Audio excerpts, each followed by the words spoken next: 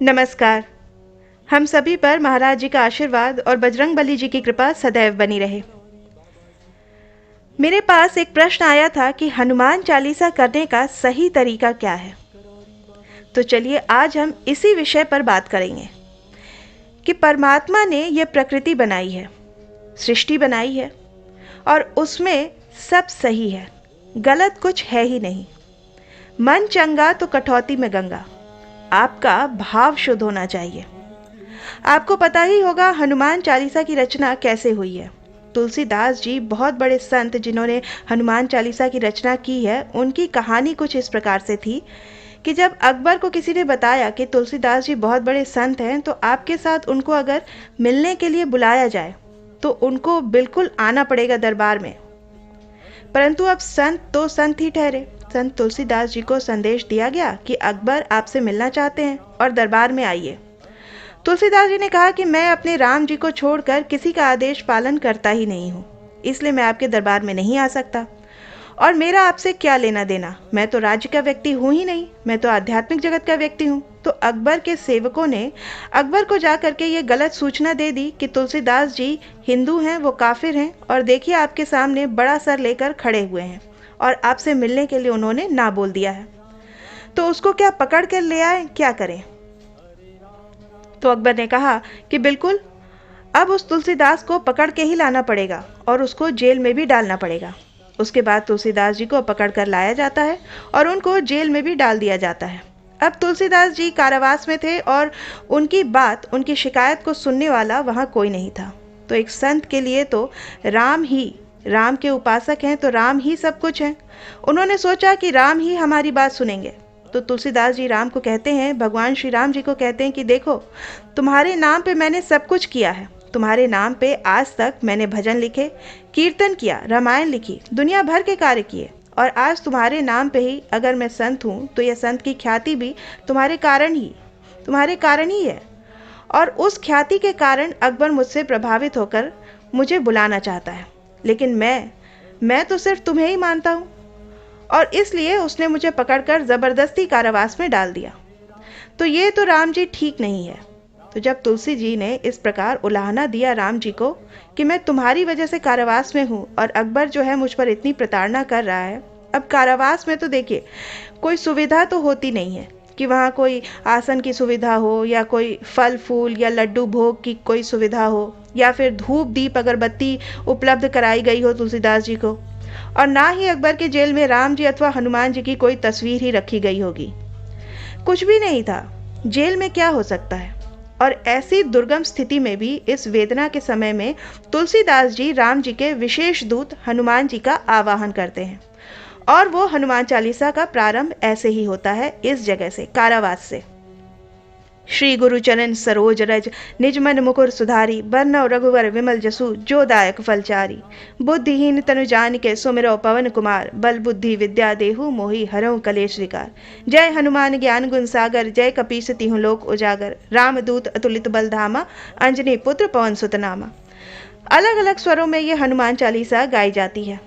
कोई वीर रस में गाता है, कोई भक्ति रस में गाता है। तो तुलसीदास जी ने जिस भी स्वर में यह गाया हो वो महत्वपूर्ण नहीं है, लेकिन शब्दों में कोई फेरा फेर नहीं है। अनंत काल से हनुमान चालीसा ऐसे ही की जाती है। और जब तुलसीदास जी उस हनुमान चालीसा के अंतिम सोपान पर पहुंचते हैं तो जाने कहां से हजारों हजार की संख्या में वानर जेल पर धावा बोल देते हैं और अकबर का जो महल है उस पर पूरा तोड़ फोड़ कर देते हैं, क्योंकि वानर तो वानर ही होते हैं।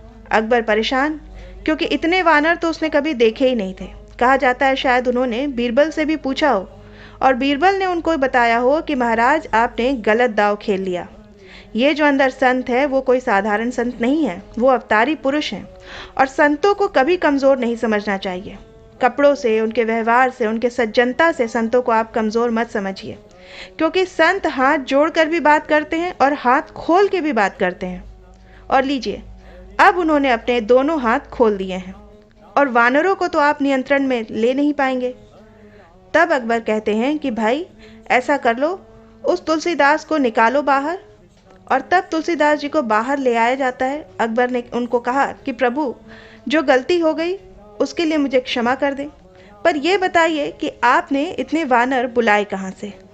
तो तुलसीदास जी कहते हैं, मुझे नहीं पता, मैं तो बस इतना जानता हूँ कि मैं अपने राम का दास हूँ, राम मेरे सर्वस्व हैं, और श्री राम जी के जो दूत हैं, राम जी के जो सेवक हैं, परम सेवक हैं, वो श्री हनुमान जी हैं।